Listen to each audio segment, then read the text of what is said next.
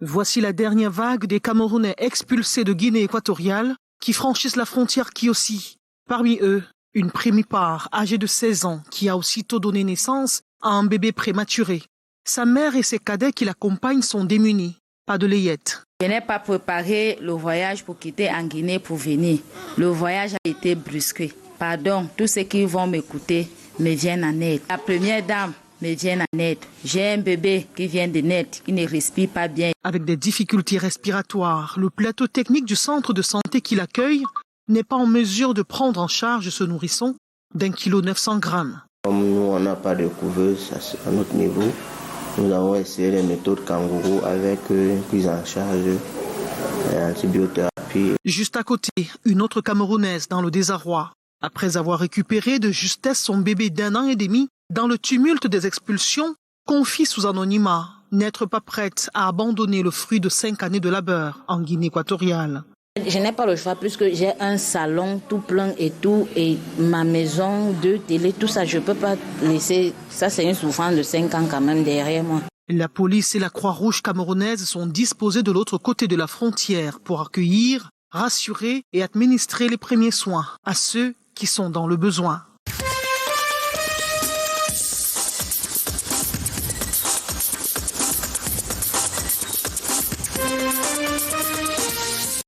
En manque d'opportunités en milieu rural, les jeunes entrepreneurs de la ville de San-Melima essayent de trouver des solutions à leurs problèmes.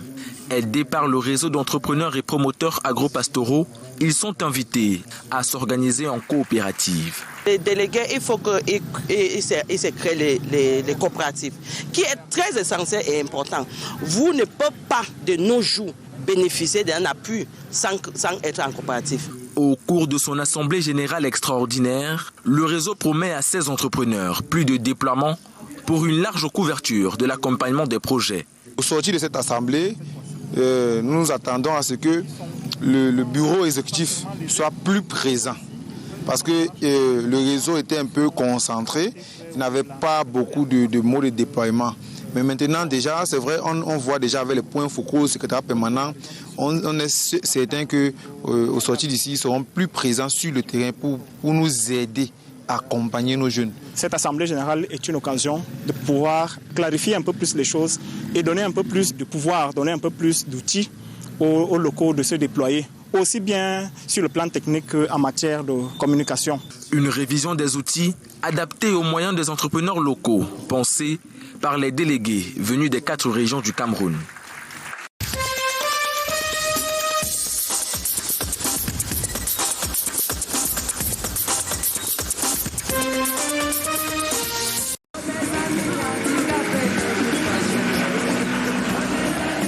À voir ces œuvres, on dira que tout est à l'honneur de l'artisanat.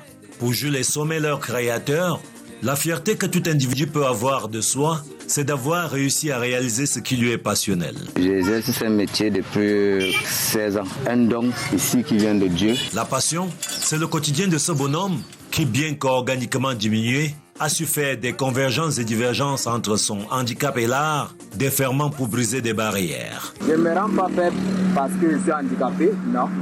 Je me donne plutôt de la force moi-même. J'ai besoin que ce handicapé-là change.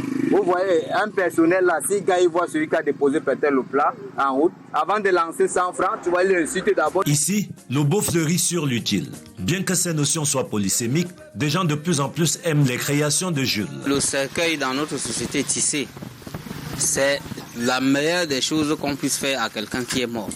Même si le mort se réveillait et qu'il revenait, et qu'il trouvait qu'on lui a fait un cercueil tissé, il serait très heureux. Jules Sommet pense que pour que l'artiste handicapé soit d'abord artisan, il ne doit faire de l'art qu'au-delà du handicap. Présentement, je suis en train de refaire un vieux cadre presque abandonné. Je suis en train de lui donner une valeur à travers la matière première qui est les lianes. C'était presque abandonné déjà et jeté. Ça a de ressortir encore son image plus que comme c'était avant. Des mains tissant délicatement du rotin, je ne compte pas s'arrêter demain. Débrouillons-nous sans toutefois mendier.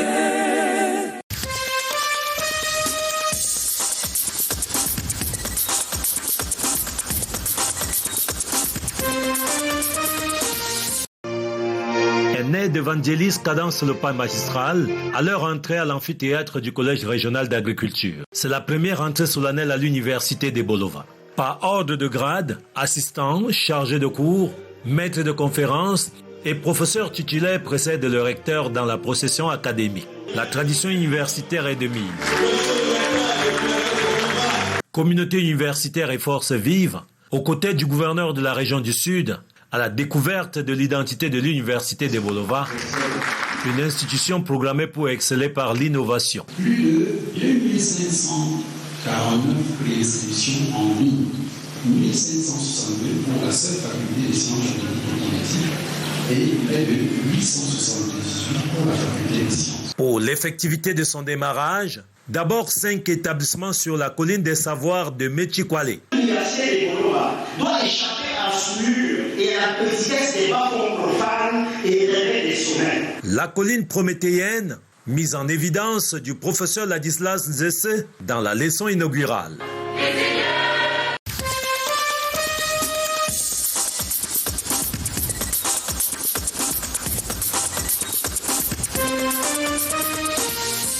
Dans l'arrondissement de Toboro, depuis un temps, les prises d'otages avec demande de rançon se multiplient. Pour contrer cette menace, l'opération Adano est mise sur pied. Les officiers et sous-officiers de la 3e région de gendarmerie viennent d'être mobilisés. Le domaine de coupeur de route est réduit à sa plus simple expression. Les vols de bétail sont maîtrisés. Proche de résistance de ce phénomène de prise d'otages, sont que nous engageons dès demain, dès ce jour d'ailleurs. Nous entendons marquer davantage l'effort dans l'arrondissement de Toboro, de manière à faire en sorte que les populations de cet important arrondissement vaquent paisiblement à leurs occupations quotidiennes.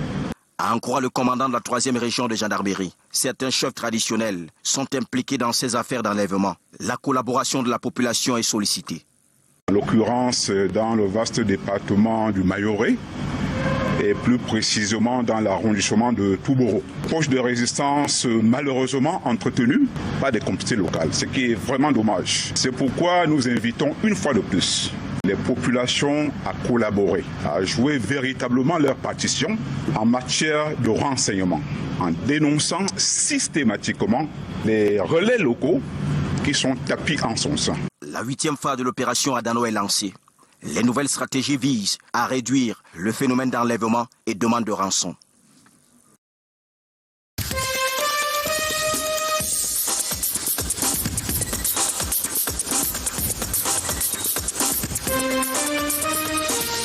Cinquième workshop des masters de la parascopie de la faculté de médecine et des sciences pharmaceutiques de l'université de Douala, le centre hospitalier régional de Bolova au-delà des espérances. Les patients sont venus de l'extrême nord, de littoral, du centre pour pouvoir bénéficier de ces nouvelles techniques chirurgicales qui sont tout à fait avantageuses du fait de la réduction, comme on a dit, des infections, du fait de l'esthétique, du fait de la récupération très rapide des patients.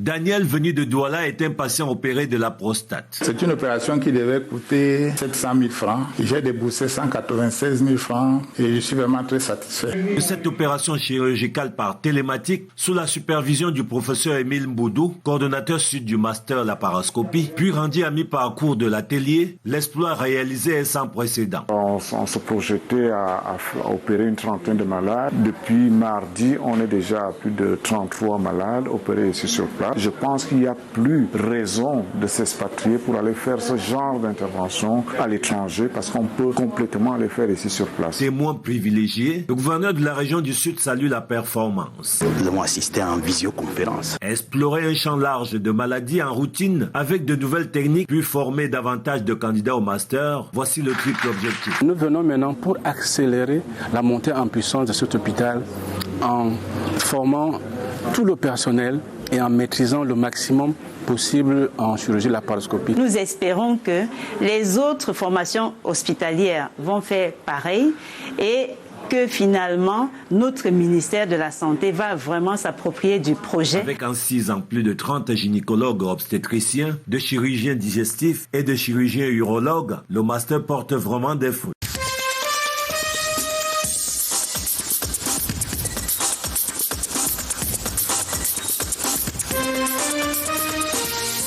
Ils sont au total 17 apprenants formés dans plusieurs domaines agricoles au sein de la prison principale de Nkosamba.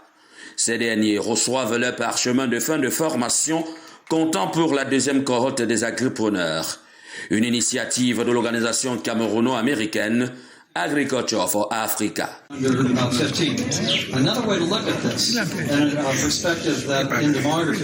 Un partenariat qui vient à point nommé donner une chance à ces détenus de planifier leur seconde vie après les geôles de la prison. Transformation de ces enfants-là qui ont fait des prisons, qui deviennent des hommes, des professionnels dans la société. Et étant donné que le Mungu, d'ailleurs, qui est un département agricole, nous avons pensé qu'il était important d'encourager les jeunes dans l'agriculture. Sonorités et parades culturelles ont mis fin à cette cérémonie.